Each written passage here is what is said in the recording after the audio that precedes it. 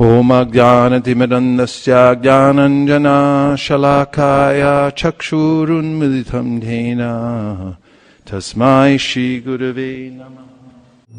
Om Namo Bhagavate Vasudevaya. Om Namo Bhagavate Vasudevaya.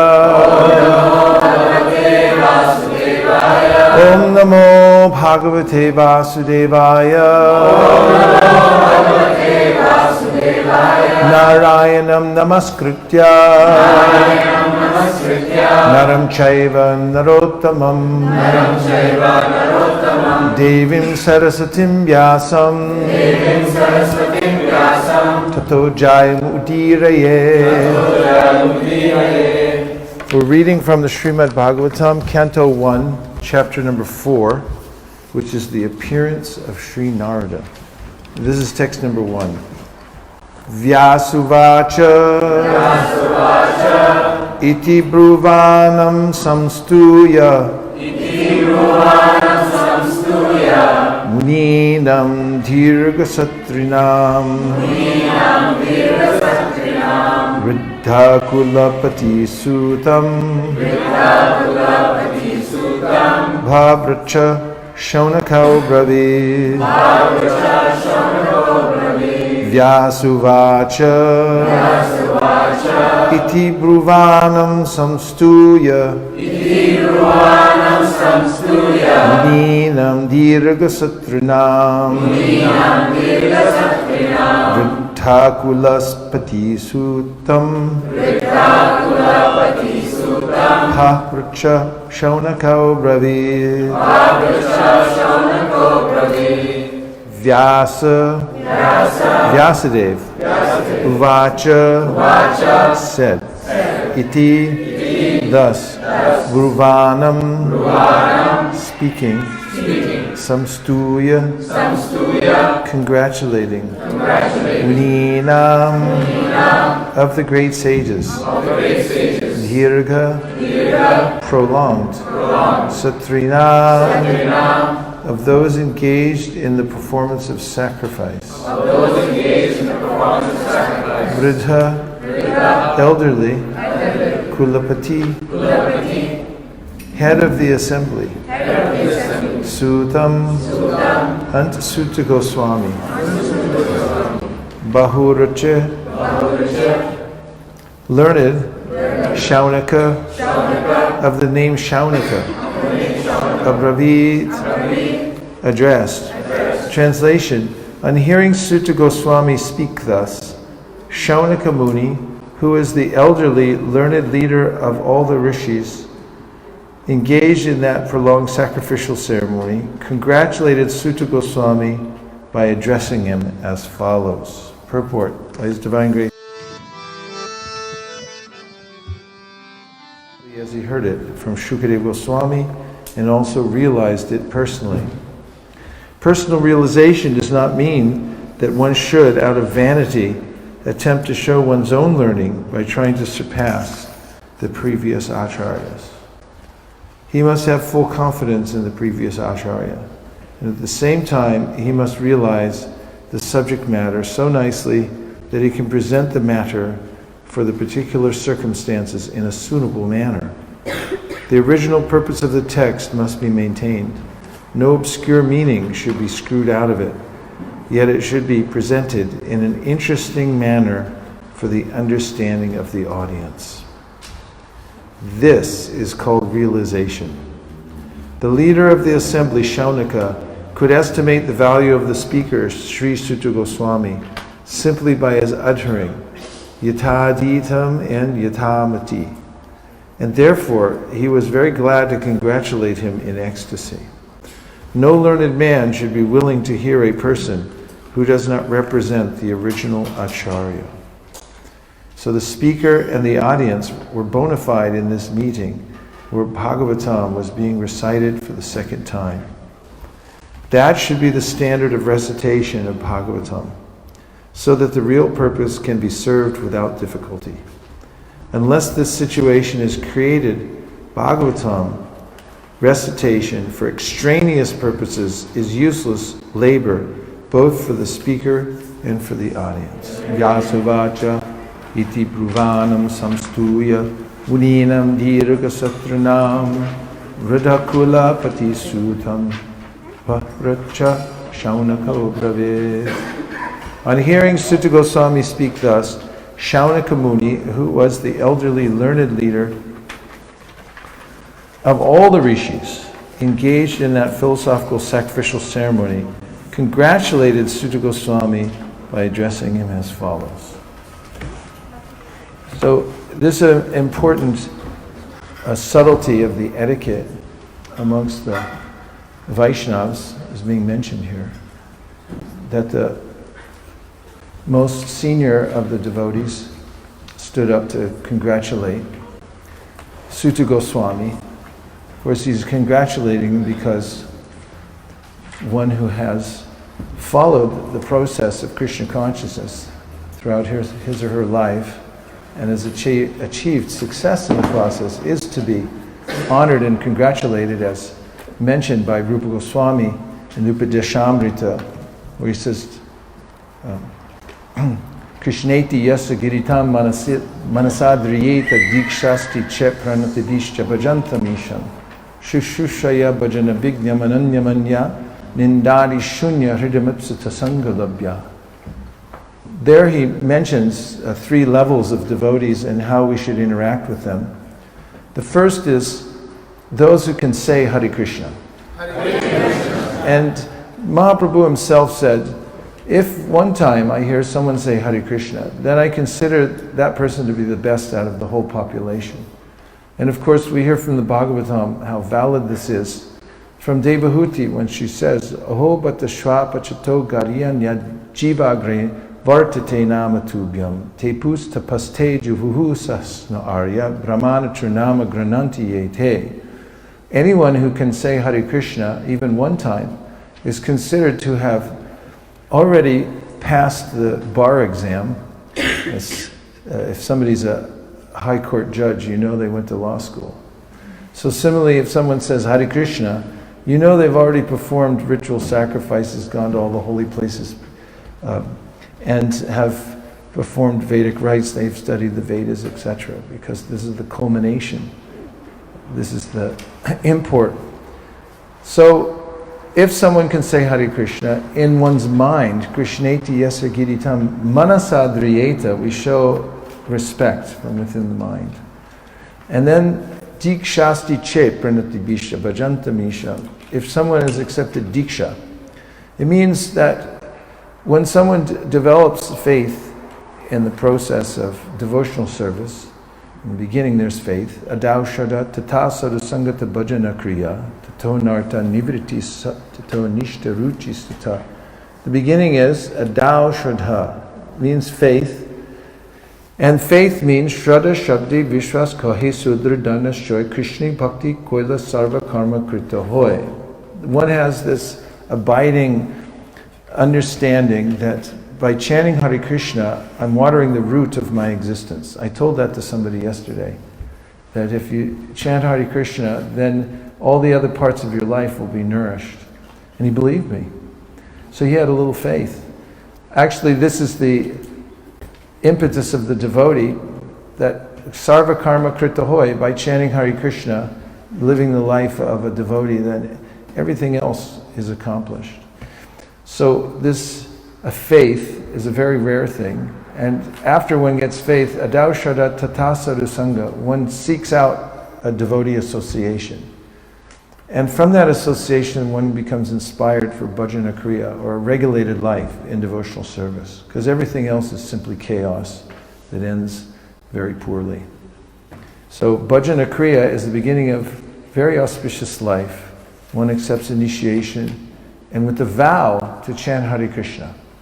From that, one enters into the purificatory phase of anartha nivriti, and passing anartha nivriti, or the 5 obstacles that hold one back from steady devotional service, one comes to ruchi.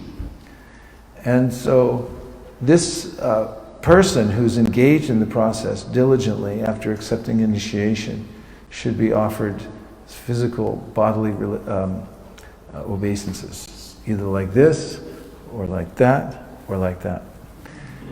And then finally, he says that nindadi shunya hridam ipsita sangalabhya, a person who has been practicing Krishna consciousness, who emerges as self-effulgent, who's become very steady in the practice of Krishna consciousness, and who, he says, becomes devoid of the propensity to criticize others. Nindadi shunya, is purified of envy.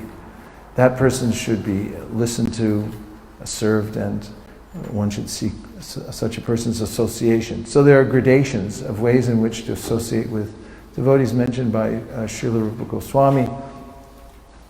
And at the assembly here at Naimisharanya, the most senior of the devotees, Shaunika, stands up to honor Suta-goswami and to congratulate him for his accomplishment and for bringing the Srimad Bhagavatam to broadcast it to all the sages.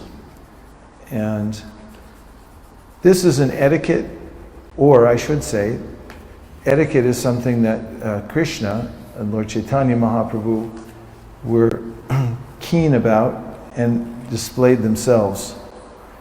Krishna, when he would meet various personalities, would interact with them accordingly. For instance, when he meet the Pandavas, he would offer obeisances to the elders. He would embrace those who were his peers, and he would allow those who were junior to him. Of course, who's not junior to Krishna? But he was showing this by his example, to offer their obeisances to him, and he would give them blessings. This knowing of how to interact is an upstart. Can somebody look up the word, please?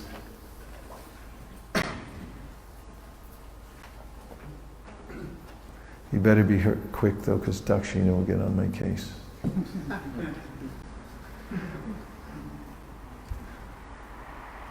Got it? Upstart means, please pass the mic.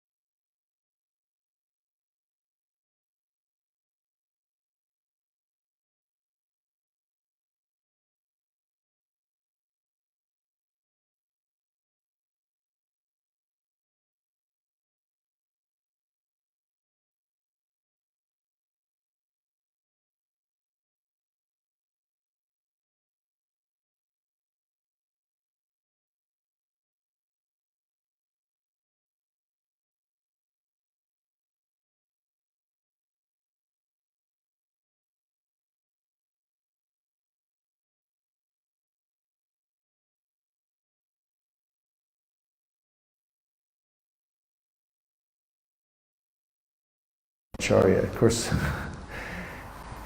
Lord Chaitanya is the Supreme Personality of Godhead, and he's the one who liberated Sarvabhauma Bhattacharya. But he would say, Sarvabhauma Bhattacharya to Ramananda Roy, he'd give credit to everybody else. In an assembly of devotees, when a very learned scholar came and was telling Mahaprabhu and his devotees that I have written a new commentary on the Bhagavatam, and it's better than Sridhar Swami's, because Sridhar Swami simply takes from the context, and I've written a more realized commentary. And so Sridhar Swami is called Sridhar Swami, and Mahaprabhu said that anyone who doesn't accept the Swami, which means master, is a prostitute. And he didn't want to hear any kind of extra commentary that would supersede Sridhar Swami, who is a great acharya of antiquity. And that's one of the other ways in which Mahaprabhu showed how one follows in the footsteps of the great souls, which is one of the main processes mentioned in the Bhagavatam for crossing over the ocean of material existence. Tvayam bujaksha kila sattvadani samadhina veshita chetasayake tvatpada potena mahakritena kurvanti govatsa padam vabhabdim. The demigods praying to Lord Krishna within the womb say that one should fix one's mind on Krishna, the Supreme Personality of Godhead, because he's the source of everything. And then he says the way that that could be done. And he says one should follow in the footsteps of the great acharyas. Mahat Kritena, actually it means two things. One means the great souls, and also means the process that they leave behind.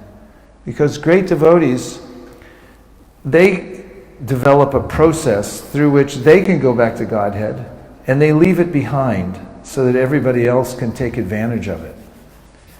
And these great acharyas, as I mentioned before, are self-effulgent, and their process becomes available for all. And if one takes the process from these acharyas, then the material ocean shrinks to the size of the water contained within the hoofprint of a calf. One can easily step over it. And it's not that one even has to enter the process. If one's intention is to enter the process, at that time the ocean shrinks. That's how powerful the process is left behind by the great acharyas. And this is one of the main messages in this verse, is to not try to supersede the previous acharyas when speaking about Krishna consciousness, to be very aware of the context one's in and humble in the assembly of devotees. Pradyumna Prabhu, one of Prabhupada's senior devotees, he was the Sanskrit editor for Prabhupada for many years, tells how once he was sitting in front of Prabhupada, and he was also slightly in front of one of his senior godbrothers. And Prabhupada pointed it out. He said, "You're sitting in front of your Da, your senior." And then Pradyumna scooted back a foot, and so he wasn't in front or further ahead of his senior godbrother. And so this kind of sensitivity to honoring the various devotees and honoring the acharyas, honoring Krishna, honoring the Shastra, and being humble allows that message to descend into one's life. Now when representing, which is something Chaitanya Mahaprabhu asked us to do, and Krishna says in the Bhagavad Gita, the person who does this, who speaks on Bhagavad Gita, who speaks on the Srimad Bhagavatam, is very dear to him. So what is the way to do that? Here Prabhupada says, you must be realized. So what's the evidence of realization? He says, don't try to supersede the previous acharya and come up with some new idea. You follow what's been already presented. But you have to do it in such a way that's interesting. And that means that it's within the frame of reference of your present audience. A person has to understand that people hear things in different ways, and you have to present it in such a way that they can hear and appreciate it. And if one does this is called realization. And this is the essence of preaching Krishna consciousness and pleasing Krishna through preaching Krishna consciousness. And it's always in a state of adjustment. Because we find even in the Bhagavatam that sometimes people ask this question about modern preaching versus traditional preaching. Have you ever heard that? 3 or 4 of you? Then how do you balance the two out? So we find actually in the 5th chapter of this Bhagavatam that Vyasadeva is in a conundrum because he's morose after having written Mahabharata, after having written the various Puranas, and now he doesn't feel like he did his service correctly. So his guru, Narada Muni, comes and says, actually, you didn't speak directly enough. about Krishna's pastimes. We're talking about Vyasadeva.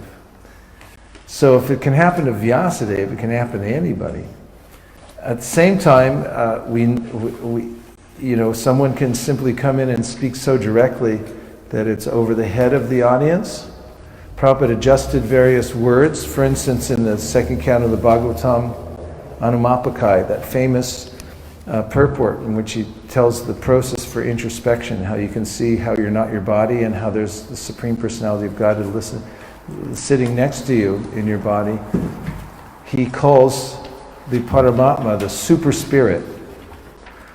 He used various words to help people from the culture that he was speaking to understand things. He also adjusted various names and brands, like Easy Journey to Other Planets. That's been a perennial favorite, because people were thinking about taking Sputniks and rocket ships to the moon, so Prabhupada wrote Easy Journey to Other Planets. And he called, at the time of the hippies, he called the Sunday Love Feast. So he wasn't dry at all. He adjusted everything, but presented according to what Srila Bhaktisiddhanta Saraswati Thakur had taught him and what the previous acharyas had said, but he presented it in an interesting way so that people could understand. In one lecture, when Prabhupada was talking about the ways in which one should do one's duty for Krishna, although Krishna is the Supreme Personality of Godhead, he can do everything. The devotee does his service. And Prabhupada said, after Krishna spoke the Bhagavad Gita to Arjuna, he didn't tell Arjuna, now you sit down in the chariot and smoke ganja, and I'll do the fighting. No, he said, you fight. Now you understand, fight as my instrument. So Prabhupada was funny. He brought out various anecdotes that were interesting, funny, and related to the audience. But at the same time, he maintained that chastity to the previous acharyas and to his guru. So that's called realization. And in adjusting the message, have you ever been in one of those showers that has two knobs, hot and cold? And like you're constantly trying to get it right where it's not too hot, not too cold. So the message also, one of my godbrothers was saying, is like that. Hands on both sides, adjusting it. And this is the preoccupation of the modern preachers, trying to adjust the message so that others can appreciate it and understand it. So those are a few remarks about the purport and the verse. And now we'll take some reflections or questions to deepen or widen or illuminate, augment the conversation.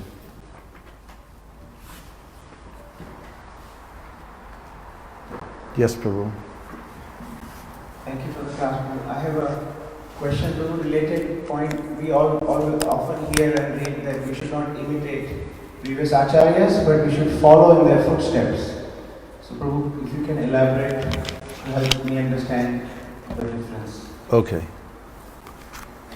I'll read a section from the Sri Upadeshamrita in which Prabhupada gives an idea about this.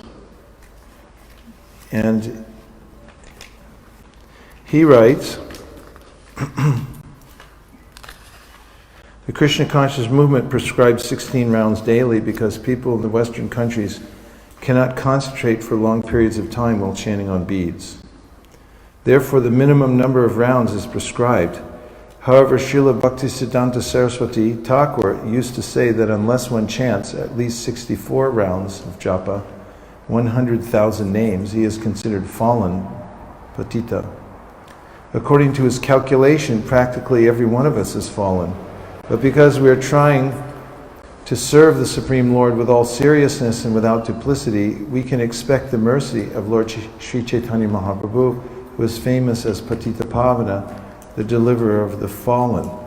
So here is an example of the ways in which we've been guided to follow in the footsteps of the acharyas.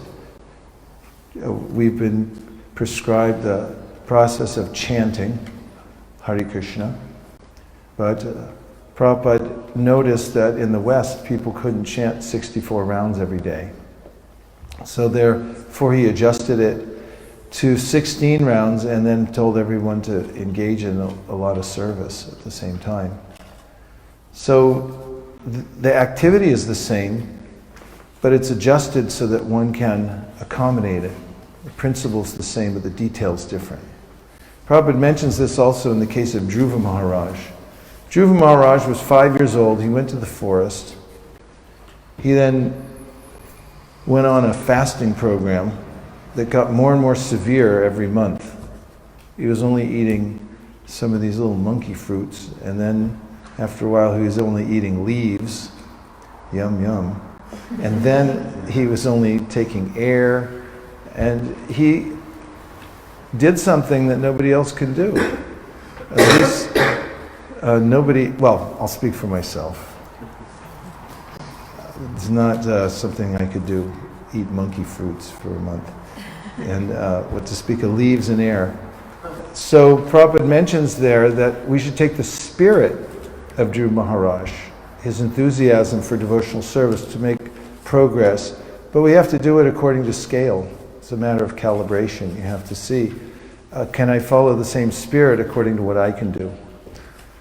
There's evidence for this, the efficacy of this idea in the Srimad Bhagavatam 11th canto, when Krishna tells Uddhava sve sve adhikariyanishta saguna parikirtita viparya tu dosha syad ubariyor eshanishtayaha. Eshanishtayaha. It's a fixed principle that you should act according to your adhikari. Whatever you can do now, sve sve, your adhikari, your qualification, that means everybody has a capacity of what they can do. So you should do that to the best of your ability. And that's called a guna. Guna sometimes refers to the modes of material nature, but also refers to a good quality.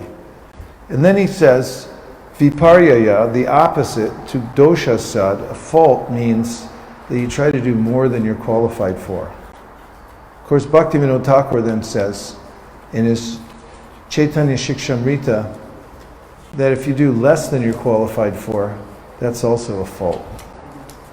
And then he compares it to climbing a ladder. He said the ladder of devotional service must be ascended one rung at a time. When you have a foot on the rung and you notice that it's solid, then you should move to the next one.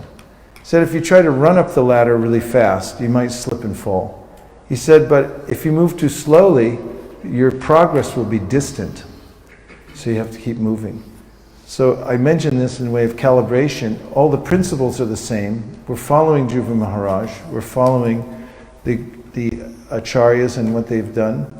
But we do it according to our capacity, with the same enthusiasm and intention, and we follow the principle. Yes, Prabhu? Thank you very much, Prabhuji. On the same line, the question you mentioned in the lecture that even if somebody is not following the previous acharyas, like not able to follow, but if he just has a tendency or inclination, still the material portion becomes like the water in the cow. So well, it's not exactly that he's not following. Yeah, that could be. Could I have a Bhagavad Gita, please? If you can't get a Bhagavad Gita in a Hare Krishna temple, then you know you're going downhill fast. In the Bhagavad Gita, in the text number 331, Ye me matam idam nityam anutishtanti manava, Krishna says that my instruction is always true. That's good to know, first of all. Whatever Krishna says is eternally true without exception. I've caused a kerfuffle. Thank you, Prabhu. We sold all of the books in that. That's there you go. There you go. That's good. Yeah, good save. Okay. Those persons who execute my duties according to my injunctions and who follow this teaching faithfully without envy become free from the bondage of fruit of actions. Srila Prabhupada's purport. Thank you. The injunction of the Supreme Personality of Godhead Krishna is the essence of all Vedic wisdom and therefore is eternally true without exception. What is it? Eternally true without exception. Correct. And the Vedas are eternal, so this truth of Krishna consciousness is also eternal.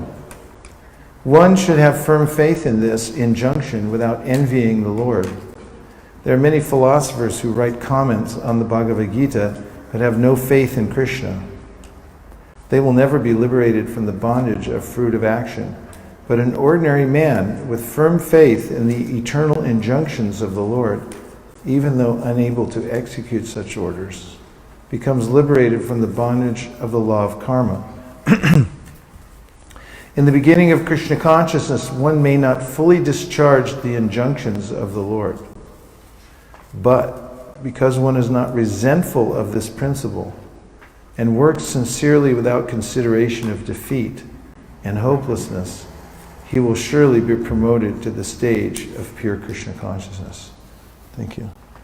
So there is a way in which I may have full faith in the injunctions of the Lord, but I'm not able to fully execute all of them at this point. Such a person is mentioned by Krishna in the Bhagavad Gita. Api chet sudaracharo bhajate mam ananyabhak sadureva samantavya samyak vyavasito hi saha. That is that even if one is affected by worldliness, if that person has faith in Krishna's promise in the Bhagavad Gita that if you surrender it to me, I'll deliver you from all sinful reactions. And that's that person's intention is to follow it, but hasn't become accomplished enough in controlling the senses in order to actually do it fully. But the faith is there. Such a person is rightly situated and will soon come to the perfection of devotional service. And Krishna mentions this interim stage elsewhere in the Bhagavatam, where he says, Jata shada makatasu nirvina sarvakarmasu veda dukatmakam kamams prityage pyanishvara tato bhajeta mamprita shraddha lodrujanishchaya jushamanams tatang kamams dukodarkams tagarayan. He gives the description of a person whose faith has awakened in hearing Krishna Katha. This person understands that just by hearing Krishna Katha will come to the perfectional stage of life. Nirvina sarva karmasu, the person is averse to sense activities in the material world because he knows Veda, dukatmakam kamams, it all leads to misery. However, Prityage Pyanishvara, he still doesn't have the power yet to fully engage in controlling the senses, performing devotional service. So Krishna says, such a person should go on with the practice, knowing that by continuing, he'll come to the perfect stage. And he shouldn't become overly morose. That means become pathological in his moroseness and then give up the process. He can be garayan, or a little bit embarrassed that he hasn't been able to take to the process, but not so much that he quits. And then one will come to the perfect stage. Other questions or comments? Okay, over here on the side, we have a plethora.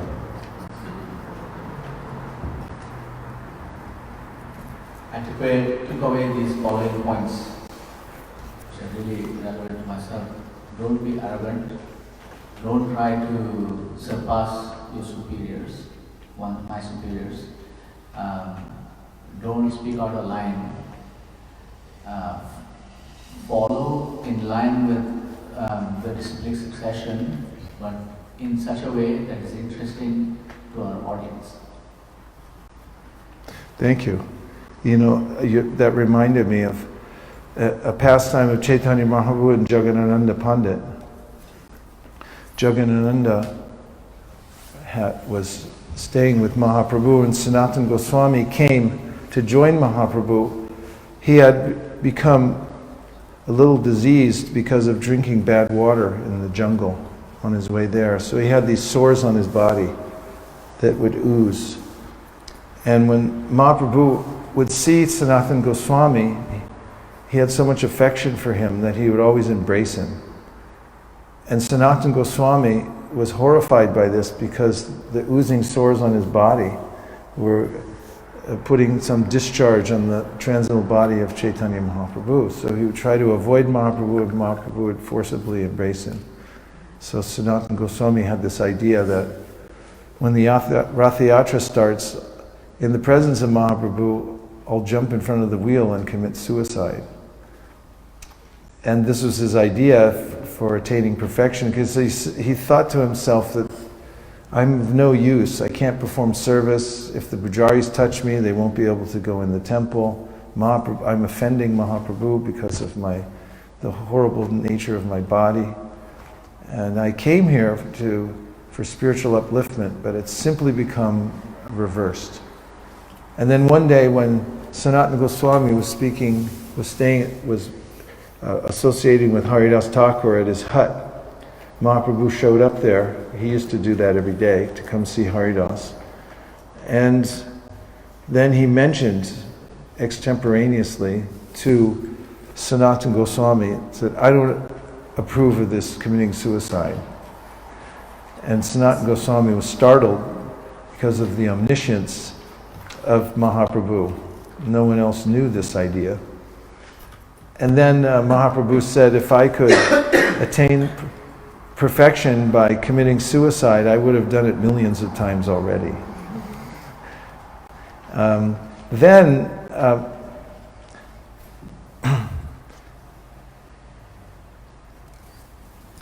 Sanatana Goswami had mentioned to Jagadananda that Mahaprabhu won't let me commit suicide, and I'm also useless, and it's been my intention to go to Vrindavan.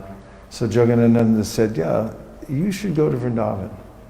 And so when Sanatana Goswami mentioned this to Mahaprabhu, he said, well, why do you want to go to Vrindavan? He said, Jagadananda told me. And Mahaprabhu became angry. He said, who is this Jagadananda? He is just a young boy. Who's he to speak to you? He said, Sanatana, you're on the level of my spiritual master. What to speak of Jagadananda? So how dare he give you any instruction? He chastised Jagadananda severely for that. Of course, at that time, Sanatana Goswami then became a little morose, and he said to Mahaprabhu, this obviously shows you have more affection for Jagadananda, because you feel free to chastise him, but you honor me, you don't chastise me. And Mahaprabhu said, no, it's not like that. But we find this within the pastimes of Chaitanya Mahaprabhu, that he was very sensitive about who spoke to whom about what. Thank you, Prabhu. Yes? Oh yeah, repeat the questions. Okay, thank you for reminding us. Go ahead. I have to repeat what you say because the devotees online can't hear because of the ambient diffusion, or whatever it is. Hare Krishna, Prabhu. Prabhu, I think you mentioned the first point in the translation, confidence in acharyas. So first point, he's recalling I mentioned something about confidence in the acharyas. Yes, Prabhu. And then in this situation, I think I heard a class where Prabhu was explaining about how Guru can be a Guru but he cannot be an Acharya. Then he heard a class where a Guru can be a Guru but he can't be an Acharya. Like Guru may be different from Acharya. Guru may be different from Acharya. So what does a person do if he really wants spiritual enlightenment? Does he go to India? What should a person do if he wants spiritual enlightenment? Go to India? To find that perfect Acharya? To find the perfect Acharya? Thank you for your question. So we find that a lot of Indians come to America and then find a perfect Acharya. No, I mean, it's really true. You may be living next door to a temple or whatever in India, but you're so busy because you've got so many cousins. And you come to America.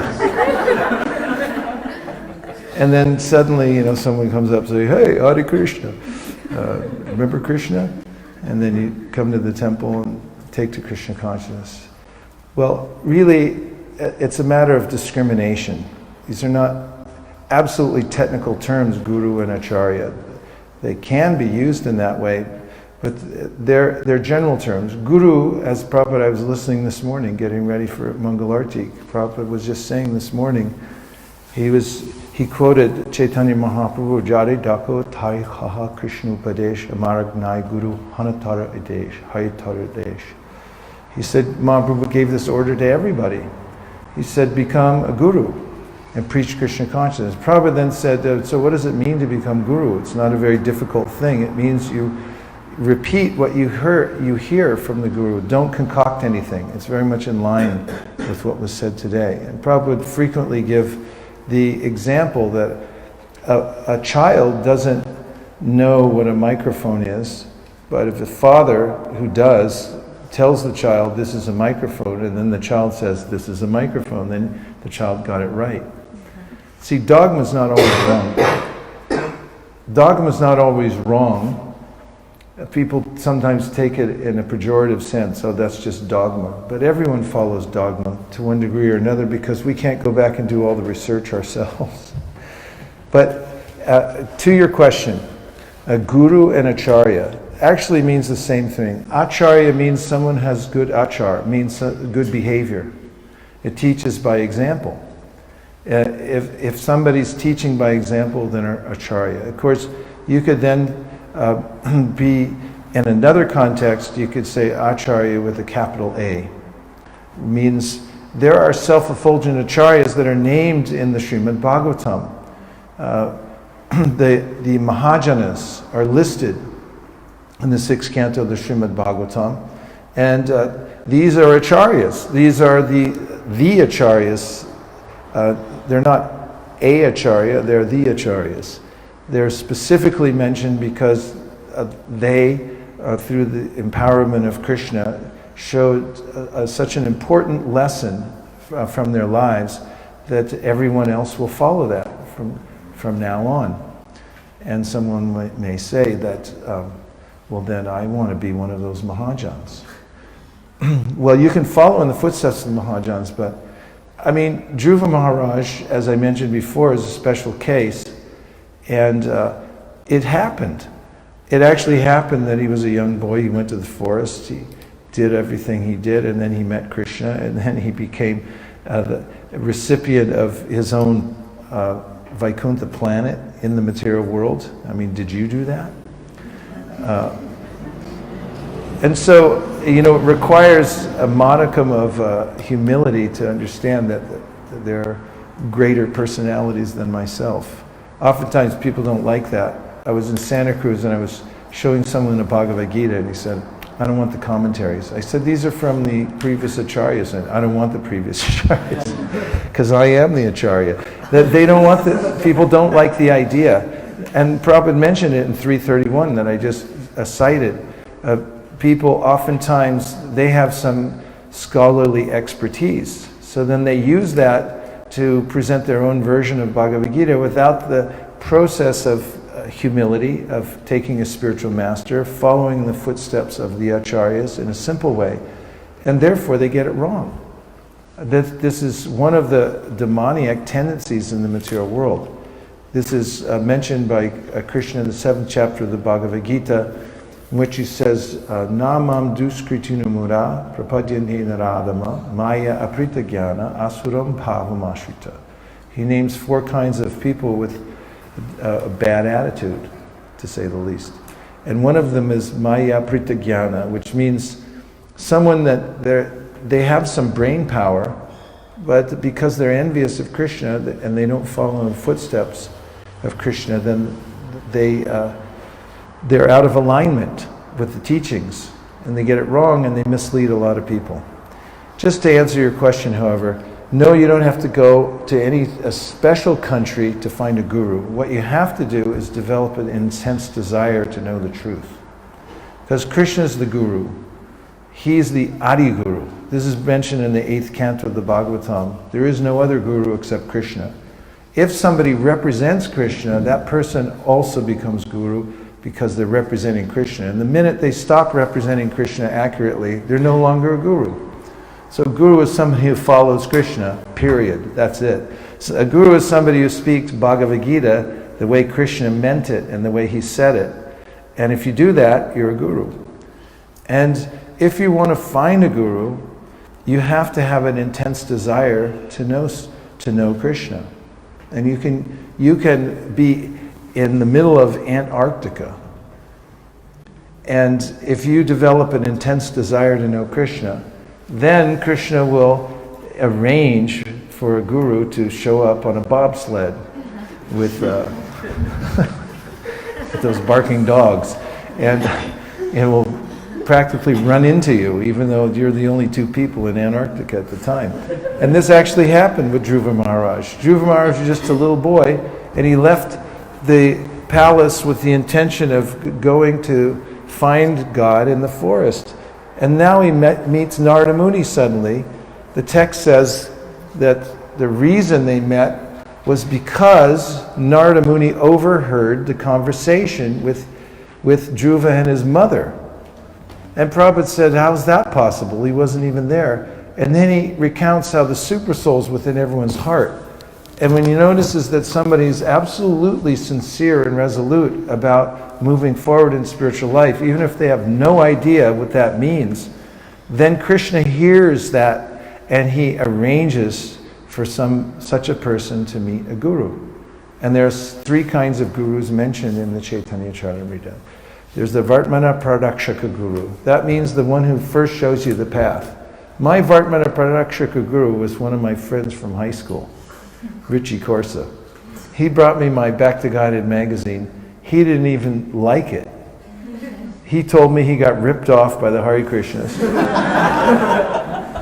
And he said, I don't like this stuff, but I know you do, so you take it. And that was what started me in my, path on devotional service, because of Richie Corsa. He's my Vartmana Pradakshaka Guru. Bilvamangal Thakur's Vartmana Pradakshaka Guru was his girlfriend.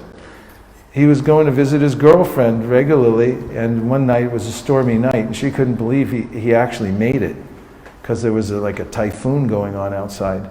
And she said, if you had this much enthusiasm for devotional service, instead of for this body, which is just a bunch of material elements, then you'd actually have something. You'd make something out of your life. And suddenly he thought, yeah, I should surrender to Krishna. And therefore, even later in life, when he's a great acharya, he writes his respects to Chintamani, his ex-girlfriend, who showed him the path of devotional service. That's Guru. And then there's the Shiksha Guru. The Shiksha Guru is mentioned in the plural because you can have many Shiksha Gurus who instruct you on the path of devotional service. And then there's the Diksha Guru, the one who gives you the mantra.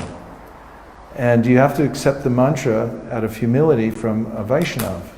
If you don't, it's offensive. So if you take the mantra, it's a seed, and then the Shiksha, whether it comes from your Diksha Guru or from other Shiksha Gurus, is what waters the seed. And what's more important, the seed or the water? This will be on your SATs. Both, they're equally important. And so are the Shiksha, Diksha Gurus. And all of them, says Kaviraj Goswami, are equal manifestations of Krishna. They're Krishna's manifestations. He sends various personalities to us when we're sincere about devotional service, and that is the only qualification to take devotional service, is sincerity. There is no other qualification. There's no geographical limitation. You can be anywhere. If you're sincere, Krishna will find you. In fact, he doesn't have to find you. He's looking at you right now, because he's in your heart. And Gajendra says this in his prayers. He says, Krishna, you're in my heart. You're never lazy about my deliverance. It's me that's lazy. And then he says, It's not that you only become interested when I offer prayers. You're always interested in delivering me. It's that when I offer prayers, now I'm interested. And that's why there's combustion at that point and something actually happens. Now look at Gajendra. He didn't remember about God when he was an elephant. He had been a king in his previous life. He mixed it up with some sage, and the sage cursed him, become a dumb elephant. So now he becomes an elephant.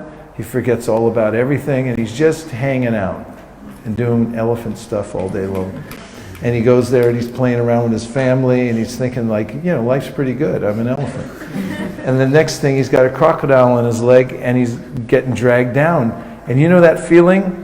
Like, you're leaning back in your chair, and you're thinking, I'm the king of the world, and all of a sudden the chair tips back, and you're about to break your head.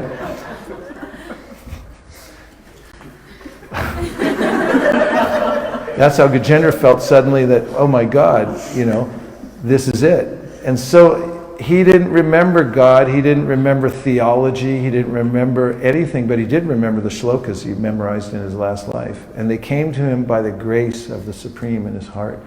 And at first he was praying to something nondescript, amorphous, just calling out, I need help, please help me God. And he wasn't even sure. And then the verses started coming out because he remembered him from his past life, because Krishna always gives you the benefit of the doubt. And if you remember, if you do any devotional service, it gets carried over. If you mess up in this life, he carries it over to the next life, and you continue on from there. So getting a guru doesn't require anything except sincerity, and advancing in devotional service has only one price, and that's your desire to get it. Krishna bhakti ras bhavito mati kriyatam yadi kritopi labhyate. Tatalolya meka mulya me. I'm sorry. We'll start over. Krishna bhakti ras bhavito mati kriyatam yadi kritam vilabhyate. Tata mulyam tatalolyam. It's just not happening. It's an easy verse and I always remember it, but it's not happening right now. It'll come back. So in this verse, Rupa Goswami says the only price for attaining devotional services is what's called laulyam, which means intense greed to have it. It's like you desire, you could have no other qualification, but if you have a desire to have it, I want to advance the devotional service, then you can get it. And he says, if it's available somewhere, you should run to get it as soon as possible. Don't hesitate even 1 second. As I think it was Dakshin said this morning, he said, he who hesitates is lost. Was that you? Krishna bhakti ras bhavita mati kriyatam yadi kutopi labhyate tatra loyam api mulyam ekalam janmakoti sukraterna labhyate. The last line, thank you, Prabhu. Last line says, you can't get it any other way. Even if you're really pious or rich or do all kinds of great humanitarian work, you still won't get bhakti. Okay, last question. Not a question. Is that 8.70? 8.70? Is that the verse? Madhya 870. Madhya 870. Almost there. Okay, so we did the best we could. We came here all together to recreate a little Naimisharanya. And now today's Ekadashi, or the day after Ekadashi, where we're fasting for Ekadashi yesterday, or something, right? Today's Mahadwadashi, rejoice. And so fasting till death.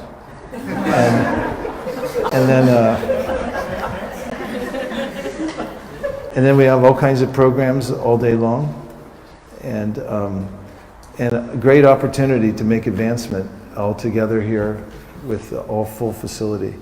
So thanks everybody for joining the Japa Circle this morning too. That was extraordinary. Yes? It's also Rupa Goswami's disappearance day and Gauridas Pandit's. Oh my goodness, it's Rupa Goswami's disappearance day and Gauridas Pandit's disappearance day too.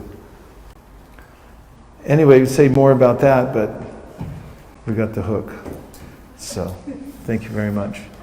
Gaur Premanande Nitai Gaura Haribo, Haribo, Haribo, Nitai Gaura Haribo, Nitai Gaura Haribo, Haribo, Nitai Gaura Haribo.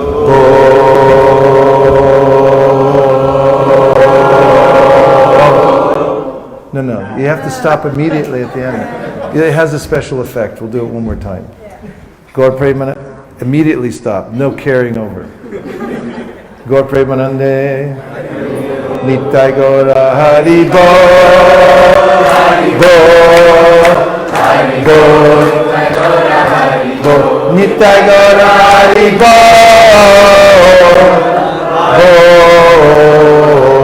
Haribo, Nitai Gaura Haribo.